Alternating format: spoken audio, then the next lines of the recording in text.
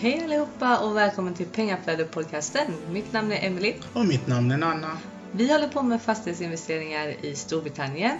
Och den här podden kommer handla om just detta och vi kommer varje vecka ta upp relevanta ämnen och intervjua personer som vi finner inspirerande. Välkommen till Pengaflödet-podcasten. Welcome to Pengaflödet-podcast, Leanne and Phil. Hello! Hi, how you doing? Yeah, I'm good. I am, yeah. So how is it with you guys? Yeah, it's very busy at the moment. We've got a few projects on, and we're just trying to put everything together with the background systems and marketing for tenants, and it's busy, but it's good busy. We like it. Oh, yeah, that's great. So tell us about your background, both of you. Okay, so my background is 13 years in healthcare for people with learning disabilities and mental health. I was a manager in England before we moved over to Wales, and I did the usual buy your own home and scrimp and save before you do anything else, and make sure you get your mortgage and pay everything off first. What other background? I was brought up in the countryside as a farmer's daughter, so I don't have much background in property, as they say, and I am a mum to a very crazy 2.5-year-old boy.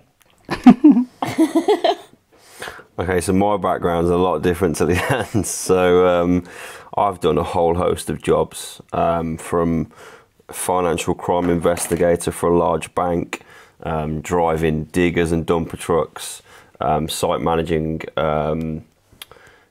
building sites.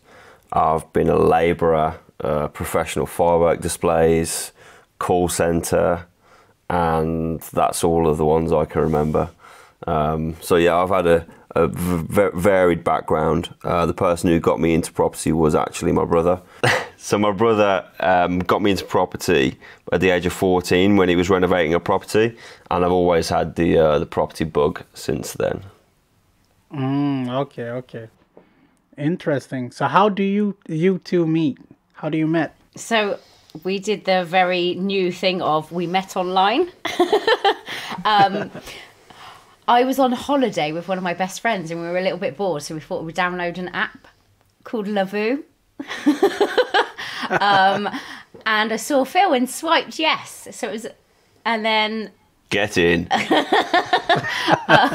he was living in Wales at the time, so we were talking for a few weeks and FaceTiming and Skyping and texting, and I came up for a date to Wales, and I happened to come on a date when they had a rugby match on, and I didn't realise, and it took me 6 hours to get here because I was stuck on the Wales Bridge at the tolls when they still had the tolls for 4 hours. Wow.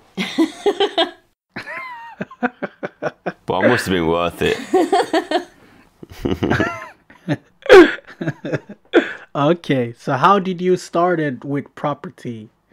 Beside of that, you got that book and yeah. So I knew that there was the creative strategies out there from the age of 14. My brother was teaching them to me, or at least he was telling me about lease options.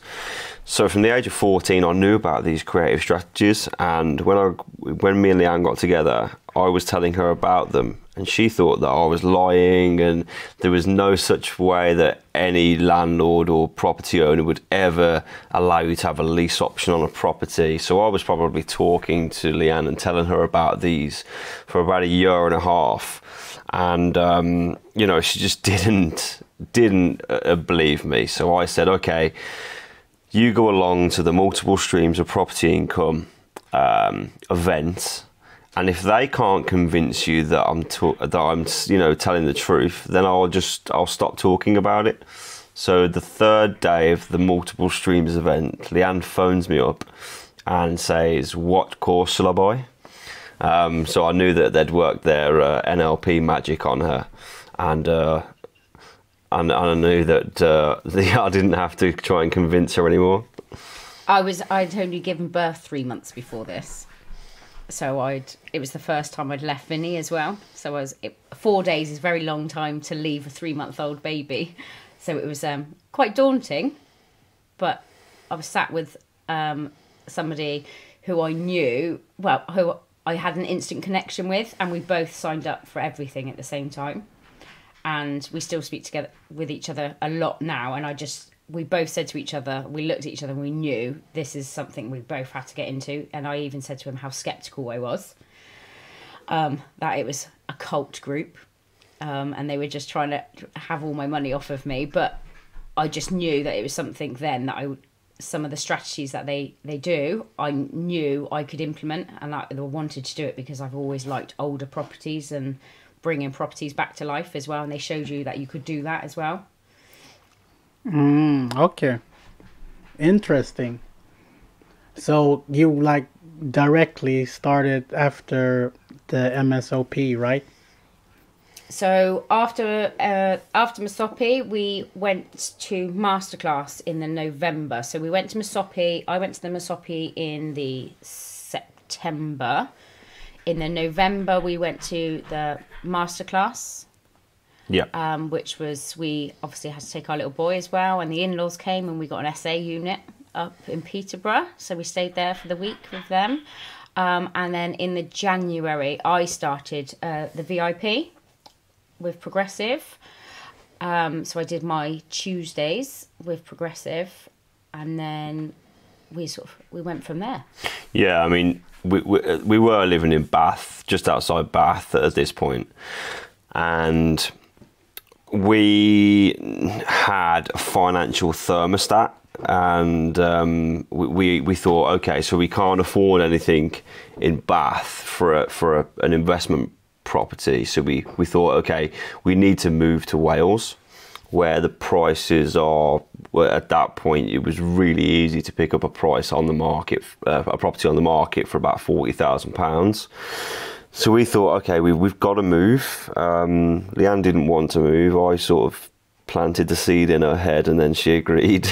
So we went shopping for a house, and we found a house pretty quickly that we fell in love with. It was more the location, wasn't it? Yeah. You know, fields all around. Well, you've been there, haven't you? You've been to our house? Yes, I have. And yeah, it's the fields all around, lovely view. You know, don't forget the sheep track. And loads of sheep around, yeah. So, yeah, it was... but now knowing what I do know, we could have stayed in Bath, because as I say, you have a financial thermostat, but when you learn all of the creative strategies through the No Money Down side of the courses, you very quickly learn that you haven't just got to go for those sub £100,000 properties. Yeah, but exactly. luckily moving, the property that I owned in Bath actually is now a rental property, and it brings in a very good amount of money every month. And it also helped pay for the new house in Wales and to set up LPV. So there's the pros and cons. The money out of the remortgage out of the one in Bath paid for this house and for us to start our property journey. Then it's a blessing in disguise then. Yes. Yeah, I think so. Definitely. Yeah. Okay. Yeah, that's an interesting story. And all of this was like in 2019, or was it 2018? Or what year are we? That was 2018, wasn't it? Yeah. 2018 we moved to Wales and started our journey. Yeah. To be honest, I think, yeah, I mean, it seems, I always think that we're not moving quick enough, because you always look at other people on Facebook and possibly the perception is that they're doing better, but I very quickly realised that a lot of rubbish. Yeah, definitely. You don't see what's going on in the background, but yeah, there's a lot that we have done. Possibly, you know, we could have moved quicker. It is difficult with, you know, not a lot of people around you to help with childcare. One of you working on the business, and then you've got a 1-year-old as well. It was really tough.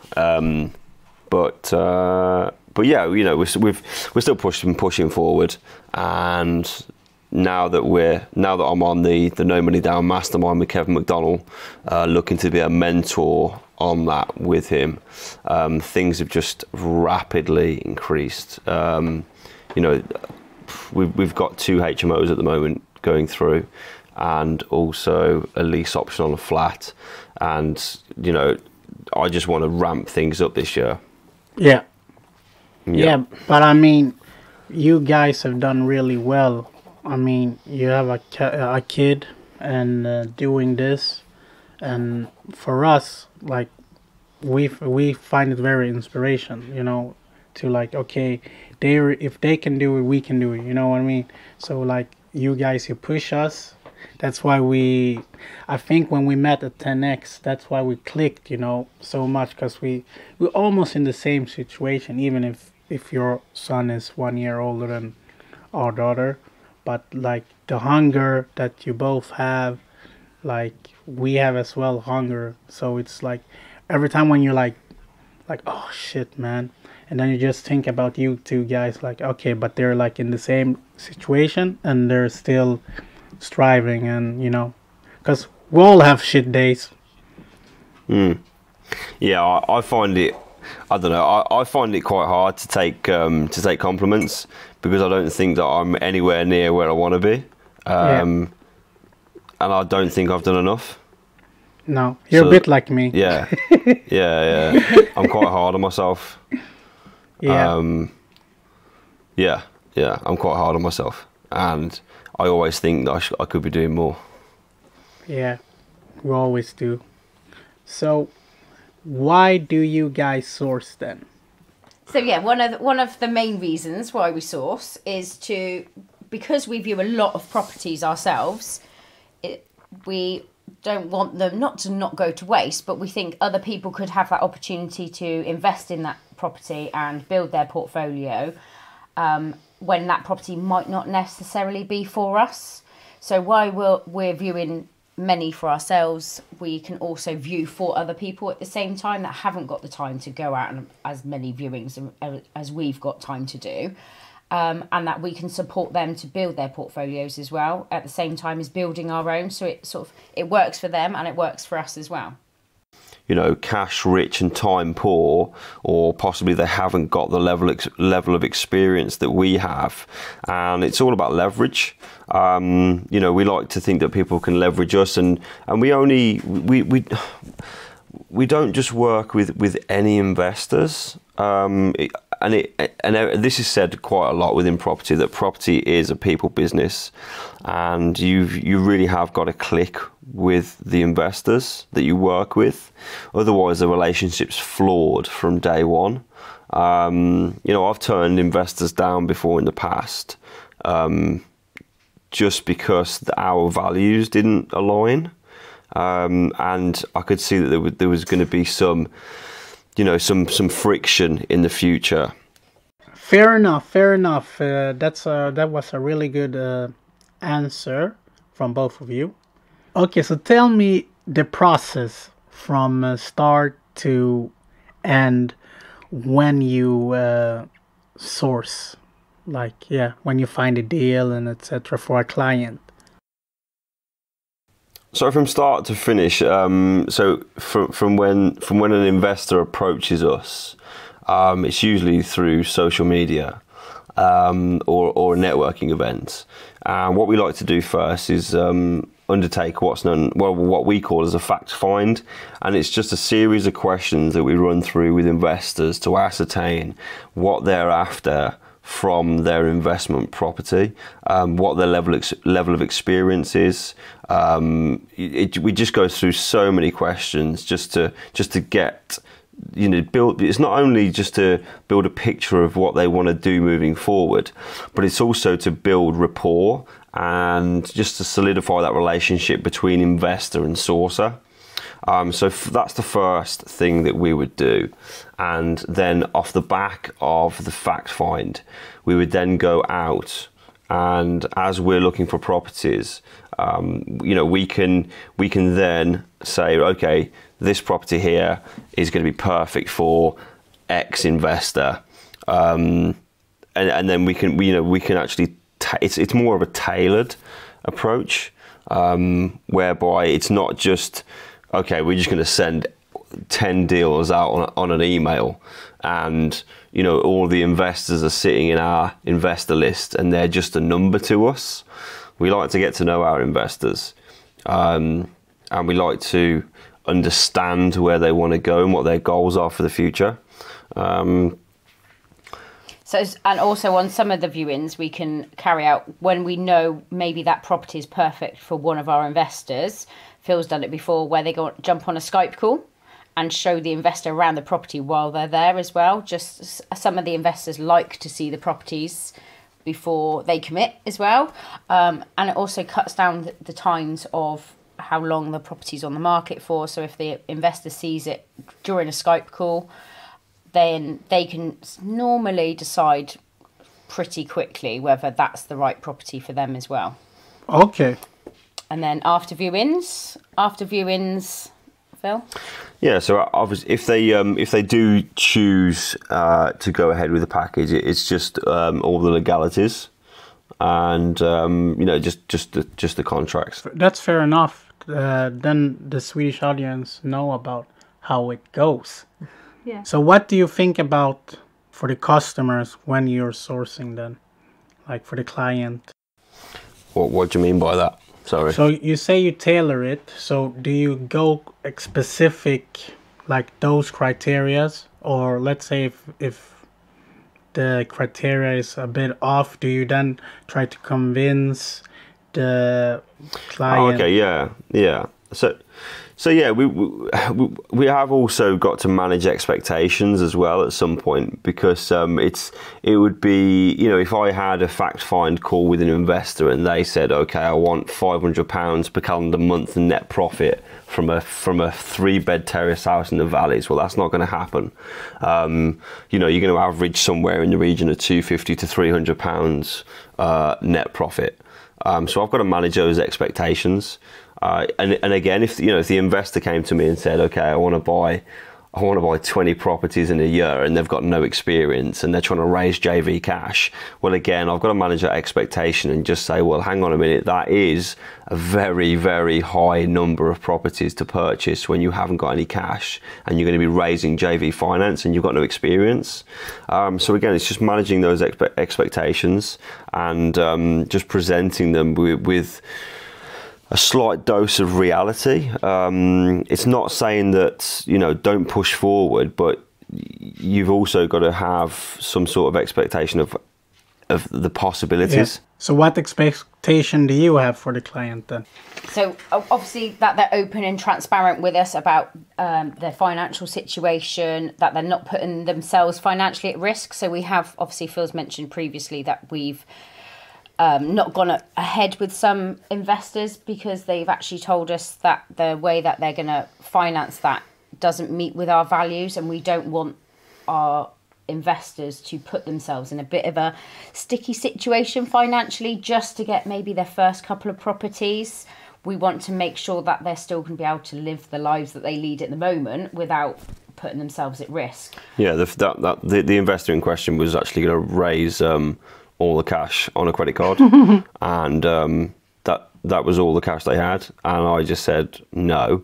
Sorry, but I'm not willing to work with you. That's a huge risk, and if the solicitor gets hold of it, then it's not good for them. So you have just got to manage people's expectations, and we just. Yeah, exactly what Leanne said. We just want people to be open, honest, transparent, and just fair. Yeah, and that obviously good communication as well. So we want to, if we're finding properties for people, that they're not taking weeks to get back to us when we're calling them or sending all the details over to them, because obviously this isn't a process that obviously estate agents aren't going to want to wait weeks for that property to be seen as sold. Yeah. So it is a quick turnaround. So I know obviously people have got their day jobs or they're very busy people, but we've got the expectations that we need them to get back to us in a timely manner as well. Yeah. So basically, do you do the proof of ID and all of this for proof of funds before you start sourcing? Yeah. Or do you do it when you got the deal and then you present it to them? Or? Yeah, so we pre-qualify first because we get people, I've had before tire kickers that say they want you to find property for them or say that they're interested in a deal, and then when you ask them for proof of funds, they haven't got the money yet. So yeah, we do pre-qualify. It's all the normal checks. So you've got the proof of ID, proof of funds, 3 to 6 months bank statements. Yeah, it's all the normal checks. Okay. So next question is, what is important to think about when doing project management? I think the most important thing when you're project managing is ensuring that you're getting the trades in at the right times. A lot of tradesmen and tradespeople, they're booked in well in advance. So you've got to make sure that when you've got the different trades booked in, you've just got to make sure that all the trades are booked in for the right time. If you overrun or if you've got them not booked in. I know you know about project management, so I thought for our Swedish listeners, if you could explain it, what they should think about while they're having a project manager on site, because they're overseas. So what checks should they do to make sure their project management is doing what he needs to be doing or she needs to be doing? Right. Okay.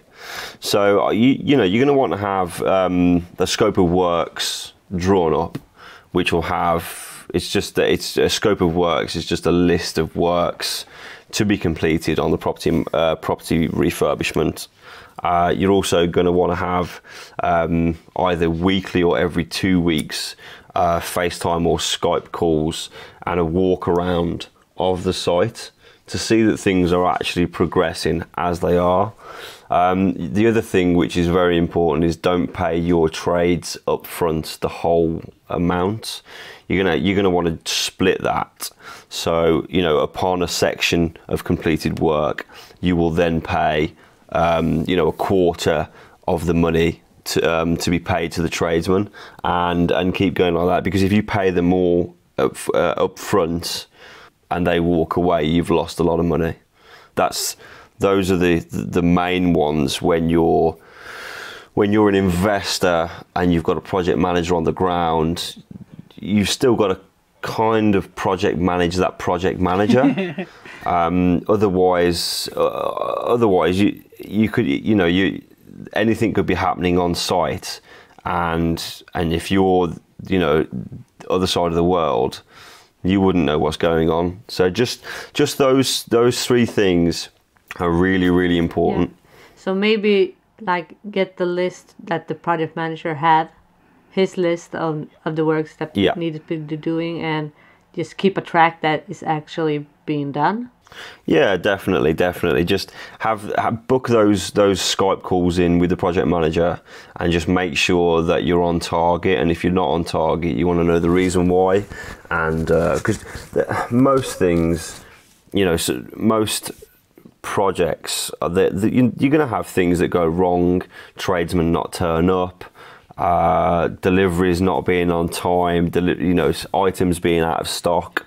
So there are all of these things that can go wrong, but it's just about making sure that your project manager is actually on top of them. And do you reckon you should pay before they complete that week's work or after they completed that week's work? Do you understand what I mean?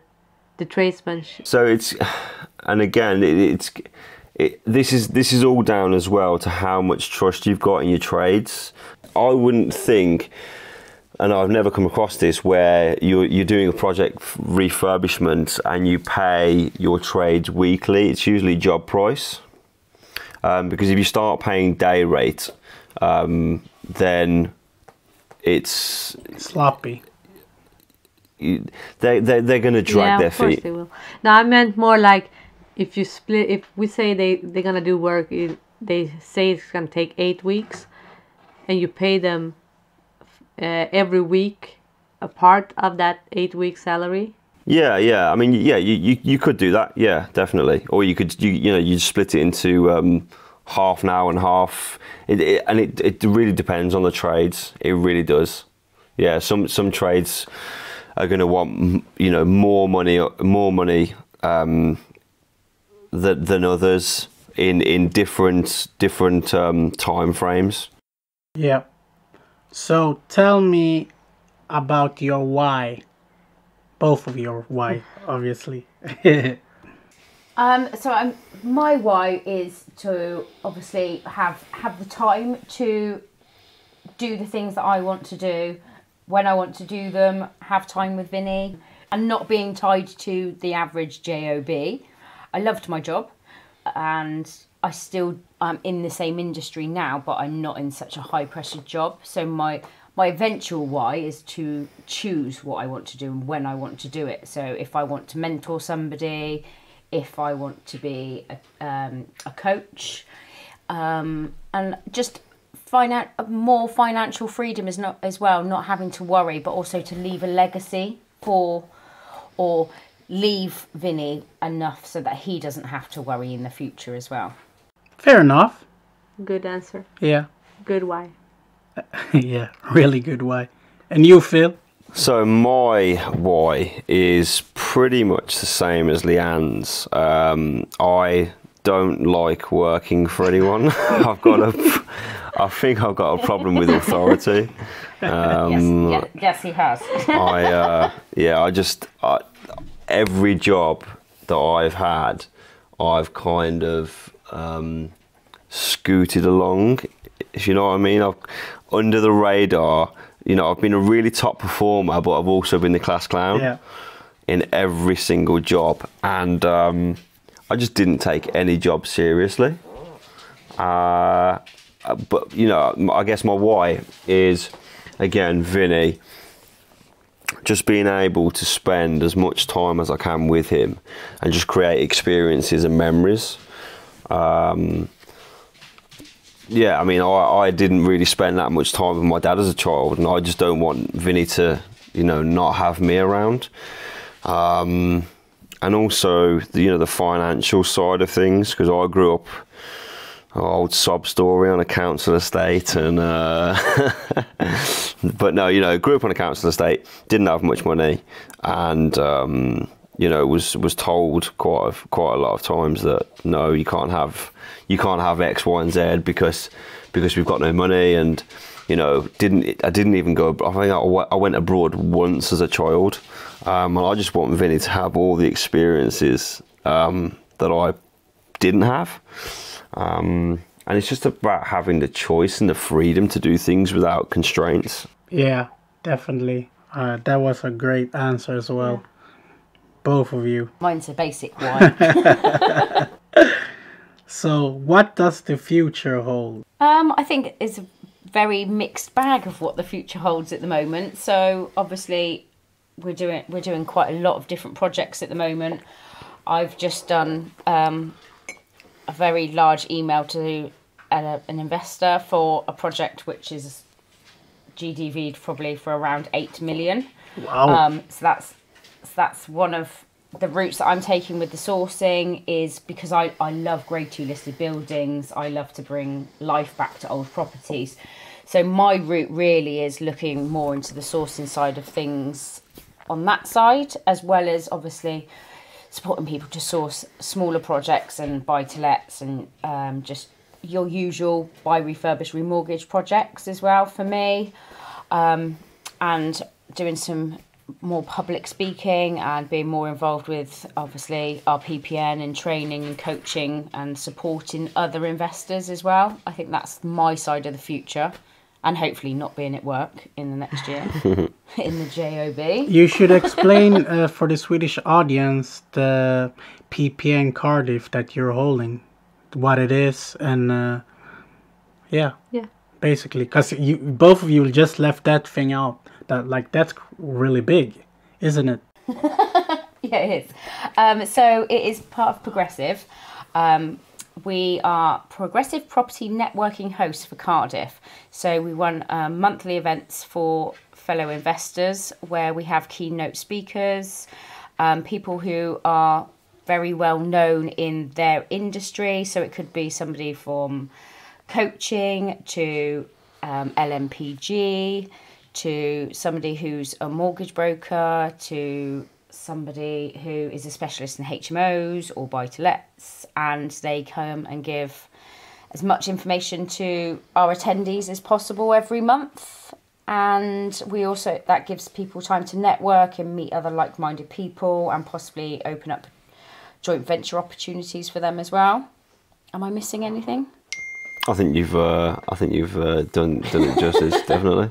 So yes, we're hosts for them, but obviously with Progressive we had to go through an interview process to be able to hold that for Progressive as well.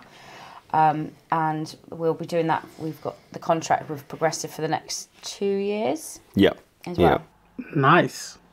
Yes. Do you have anything to add on to what Leanne said, Phil? So yeah, I'd like to add a few things to that and elaborate on what Leanne said. So for the future for both of us, Leanne's going to focus more on the sourcing, but I'm stepping into the direct to vendor marketing and ramping that up more. We were already doing it, but since I'm currently on the No Money Down Mastermind with Kevin McDonnell, I really do enjoy going to a vendor's house and just helping them out with their property problems. And you might think, okay, so why would someone give you a house on a lease option? But it's all about not thinking how. Don't think that vendors think like you do. There's so many people out there with problems, and the normal conventional routes, such as estate agencies and letting agencies, just might not cut it for their situation. So, with me learning all about the creative strategies such as lease options, vendor finance, rent to rents, there's so many other creative strategies. It just allows me to go out there and actually help people, which I really enjoy. In relation to our future as well, we will get to £50,000 per calendar month net income through multiple streams of multiple sources. That was a great answer. So can I ask one question? Yeah, sure. You were talking about the No Money Down with Kevin McDonnell, right? Yeah. Yes. So you're on his mastermind. Yeah, I'm currently on month 4. Can you explain just what No Money Down actually means, and what you do on the mastermind for the Swedish listeners? Sure. Yeah, so No Money Down is a marketing term used by a few property training companies to describe a group of creative strategies that you can use and implement within property it's not to acquire property with no money, but it's to acquire and control property with either little or none of your own money. So, for instance, with a lease option, you can acquire control of a property and the right, but not the obligation to buy for as little as £1, which sounds pretty crazy, but there is a bit more to that. But you sort of get the idea. And with the rent to rent strategy, you can earn cash flow from someone else's property without even buying it. So, for instance, the one that we're doing at the moment, it's okay. So I'll give you an example. 4-bed HMO. We're paying the landlord £550 per calendar month. We're earning £650 per calendar month and we're putting in about £1,500. So up front, it's cost us £1,500. We're making more money than we're actually giving the landlord, and that's a good thing for the landlord because he hasn't been able to fill his property. Yeah. So you can see how easy it is to actually get into property without having either any of your own money or by using very little money. So that's pretty much a win-win situation, right? For the landlord Yeah. and for you. Yeah, definitely. I mean, and again, the two landlords that we're working with at the moment, the one just hasn't got the time or the experience or the knowledge to actually go out there and market to obtain tenants. So, for instance, he was only using one source of marketing, and he wasn't using it that well. I've used a different source of marketing, and I've used Facebook adverts, and I've generated so much interest for the properties. The other landlord which we're working with, she's running her own business. She's close to retirement age. She lives an hour and a half away from the properties, and she's also had problems with letting agencies in the past. So she doesn't trust letting agencies. She hasn't got the time, and the properties just weren't up to standard. So again, with us guaranteeing her rent every month, it's taken a huge relief off her shoulders, and she was willing to drop the price down from what she would have achieved. But the thing is, she would never have achieved the rent that she wanted because it's been sat empty for 8 months. Wow. Yeah. So what you do with the money you put into the a rent-to-rent deal is to fix the property up to standard, right? Yeah, definitely. It's light cosmetic work, and there's something called the 6-month rule. So you're going to be looking at any refurbishment money that you put into a property. You want to try and get that back out within 6 months. Yeah. Can we just tell our Swedish listeners that when they do deals like rent-to-rent and lease option, they do it with people that know about it, so it doesn't get in any kind of trouble, and also, especially when doing lease option, that they go in with the mindset to buy it and not just that they're gonna give it back in a couple of years. Yeah, definitely. So when you're doing a rent to rent, it's very important that you actually do tell the landlord or the agent your intentions. You can't, just for rent to rent, you can't take on a property on a normal AST, which is an assured short hold tenancy agreement, and then rent it out again on another AST, because that's classed as subletting, and that is actually illegal. You have to have it on a management agreement or a rent guarantee agreement, or you can actually do a lease at the moment. But yeah, you've got to make sure that the owner or the agent is well aware, and also that their mortgage has actually got a consent to let. Yeah. So it's a lot of technical stuff that you need to know, that you need if you're working from overseas with creative strategies like this. You need to have somebody that knows what they're doing to help you. Yeah, 100%. There's so many things that if you haven't got the experience or the knowledge, you could get wrong, and very quickly be on the wrong side of the law, or you could lose a lot of money. If you didn't check that there was a consent to let in place and you were letting a property, the mortgage company aren't going to be very happy, and you could get the mortgage called in. There's so many things that could go wrong for both you as the investor and the owner if you didn't know what you were doing. And in relation to your question about the lease options, when you go into a lease option, you've got to be prepared to actually buy the property. Yes. Thank you for clarifying that. No problem. Just so the Swedish investor knows, because they heard about different techniques, but they might not know the technical stuff behind it. So it's very important to be working with people that knows about it. And you do, Phil, so that's why I asked you.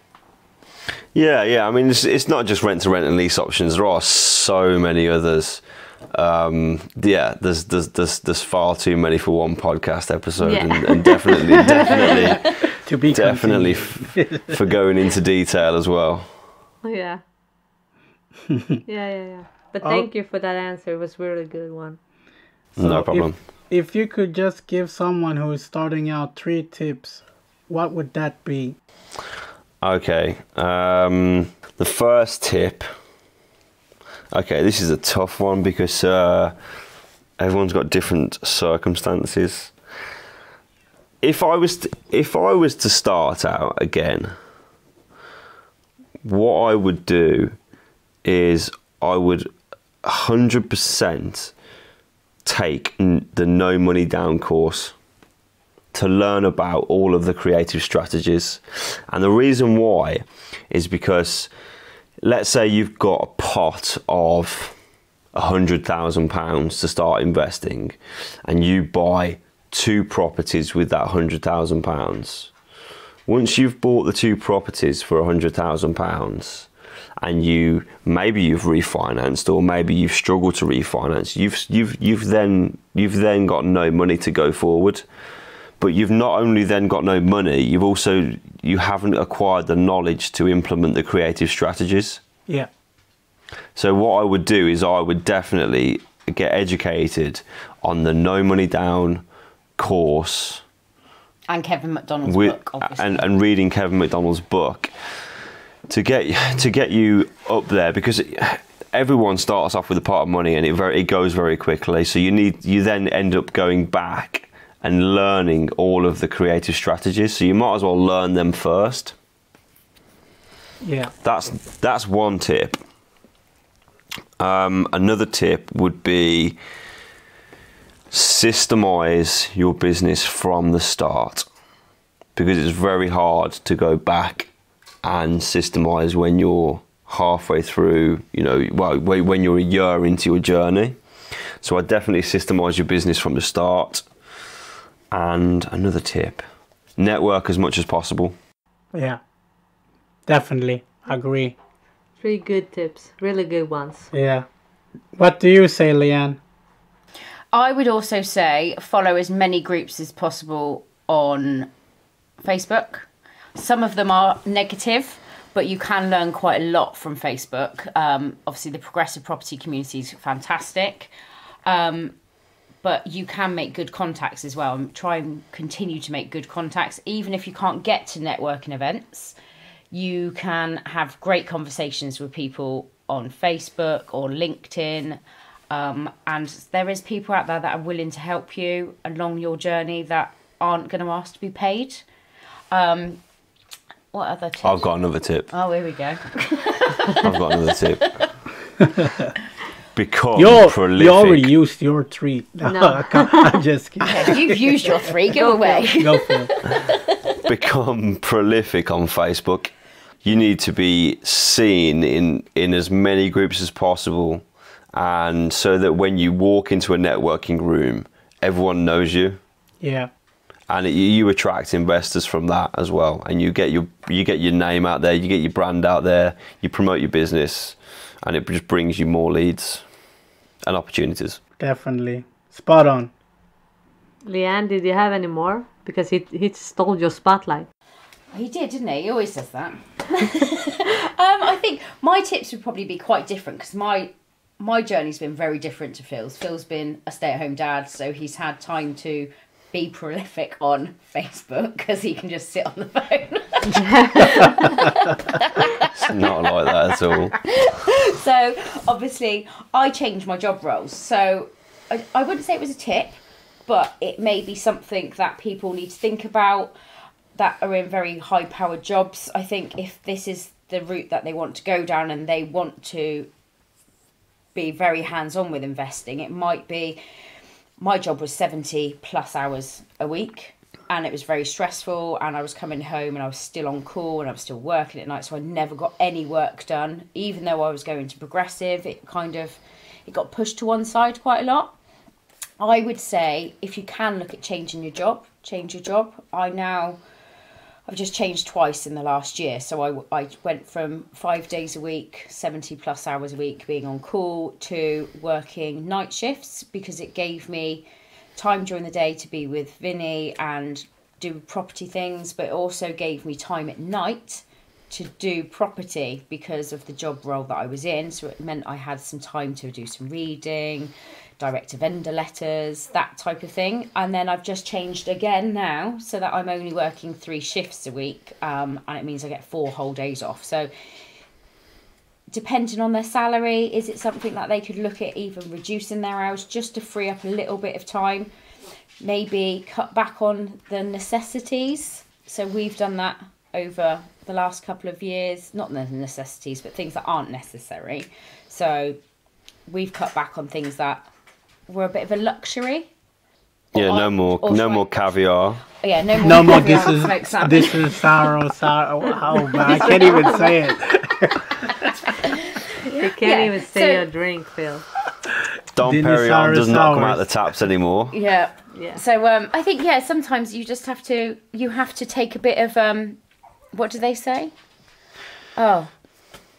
Is it you have to live like other people? Oh, I can't remember the saying now. What the saying is now. So Yeah. basically, Like other people won't. Yeah, you can live live like like other other people people. aren't prepared to do. yeah, and so that sometimes you've got to take a bit of rough with the smooth to get further along in life. So sometimes you do have to make sacrifices. yeah. I moved away from the whole of my family. I'm Yeah. 2 hours away from my family because Phil decided to plant the seed of moving to Wales to do property. So I sacrificed my country lifestyle and my little house. But 2 years on, we're in a completely different situation. So I think, maybe have a look at your everyday life is a tip. That what can you change to make a difference in your life and make you move forward in your journey? Yeah. Spot on. Good one. So what's your hobbies then? Besides property, you mean? Yeah. Besides property, we're both very into antiques and upcycling and... Yeah, I used to make a lot of... I used to take a lot of things and turn them into lamps. So I took a trombone once and turned it into a lamp. An old singer-sewing machine. Violin. Violin. I turned a violin into a lamp. And Do you have just pictures always... of this? Yeah. I've still got the violin. You do? You need to send a I've still- picture. I've still got pictures of the other things, I think. But yeah, I just haven't had time to do any of that. I really do love it. As far as any other hobbies are concerned. I like my running. Yeah, But I think that helps me mentally as well. It's sort of my thing. I get half an hour to an hour away just to run. Run away from Phil. but I always come back. So, Phil, is that something that you put to the side for your property journey? Just for a while? Yeah, definitely. I don't think I'll be doing that for a long time because property is pretty full on. So then you sacrificed one of your hobbies as well to come to where you want to go. He then gets to put his touch into houses and his decorative side of himself. And yeah, so all the HMOs and that we're doing, I've gone out and bought all of the furnishings and things because I've got quite a good eye. And I can't even draw a stick man. Quite a good female eye. He has. I've got a great female eye. Hey, you're doing good. You're doing a good job.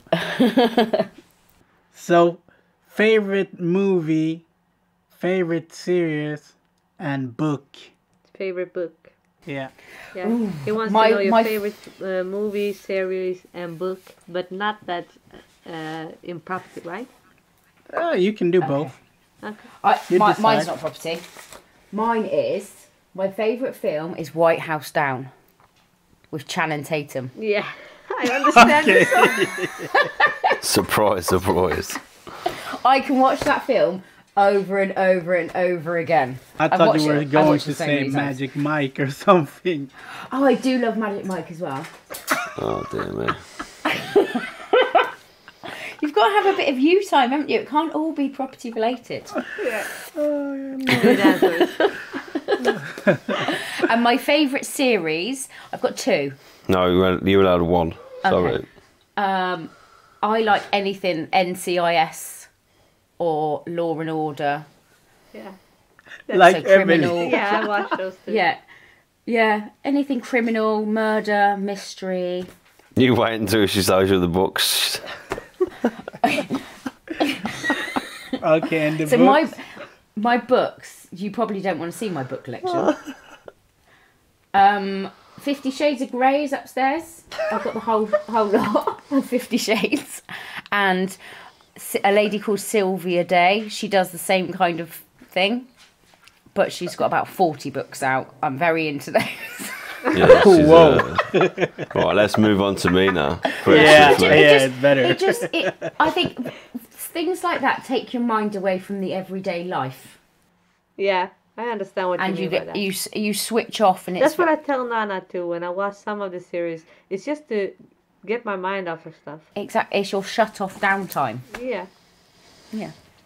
So Phil, take the spotlight from us. Okay, so favourite movie, I've got so many, but I think my all-time favourite, which I can watch over and over again, has got to be Saving Private Ryan. I do like that film. Right, you don't, none of you's like that at all? I've seen it. I've seen it. I'm That's not an so amazing fan film. of He doesn't World like War yeah, II he doesn't and like military movies. yeah, yeah. I've seen it a couple of Okay. times. Actually. That's Nana me. likes Channing Tatum. That one didn't. That one didn't go down too well at all, did it? Okay, series. My favourite series is probably Prison Break. Oh yeah, I like that. Yeah. Yeah. Yeah. Like the first And- season. And book. I got two books. One of them, and these are both like property entrepreneur based, and the first one is Rich Dad Poor Dad. I got that when I was about 11 years old, and I think that's what shifted my mind. Wow. And the second one is The Richest Man in Babylon. I just finished that book. It's a good book. Yeah. I really like that book. So yeah, that's me.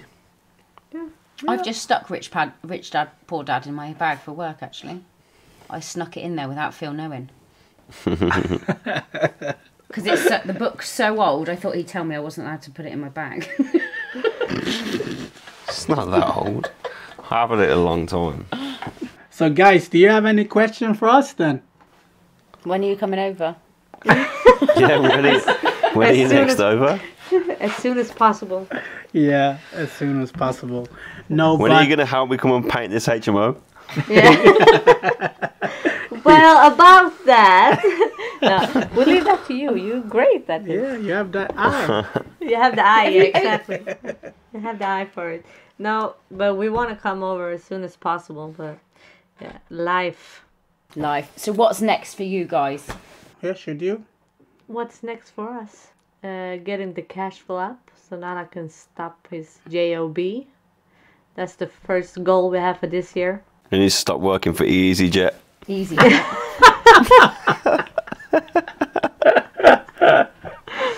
Oh Lord. Yeah, I wish he worked for EasyJet. Then it would be going over. He's stuck here.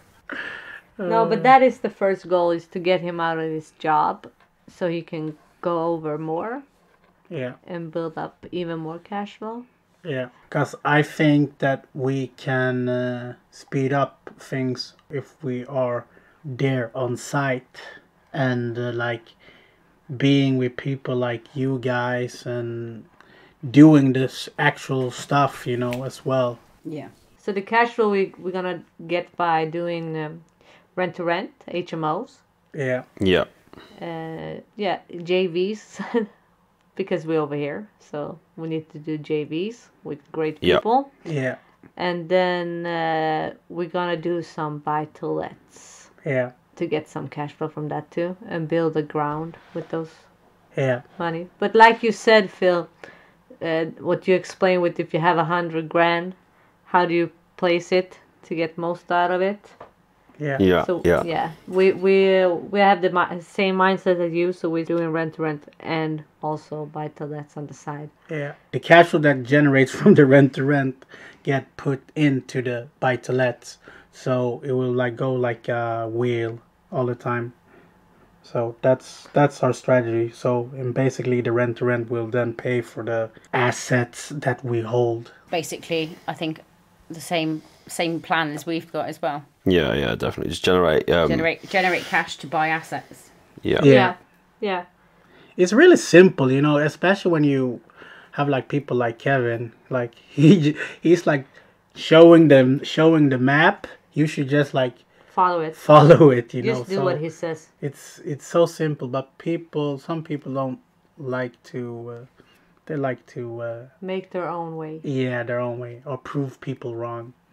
But one thing I've learned about property is why change something when people When it who works. is successful show you and you see that it works. Why try on stuff that you don't know? Yeah, definitely. Yeah, Don't yeah. fix what isn't broke. Yeah, exactly. Exactly. Exactly. So that's our plan for this year. Yeah. So hopefully we will get to you guys soon. Yeah, Hopefully. definitely. We're Yeah, working on it, definitely. Do it by the summer and we can have a barbecue. Yeah, we're planning on coming to the summer. Yeah, we're planning on going over either way because Nana wants to show me Swansea. Yeah, I really 'Cause- like Swansea. Yeah, I haven't been. Have you never been? No, I never been. Oh, right. So I need to go, and yeah, so we will go. We just don't know when, and then maybe we can try to get you guys over here Yeah, Yeah, Definitely. definitely. show you around. Get Vinny a passport. I'm not feeling coming over there. There's no Disaronno, and Nana told me the alcohol was controlled by the government. Yeah, that's true though. It is. You have to go to the store in certain time to get it. But we'll work that out for you. We'll have it at home, so you don't need to worry about it. So I don't need to buy loads of little bottles from the airplane, no? Yeah, exactly. No worries. We sort it for you.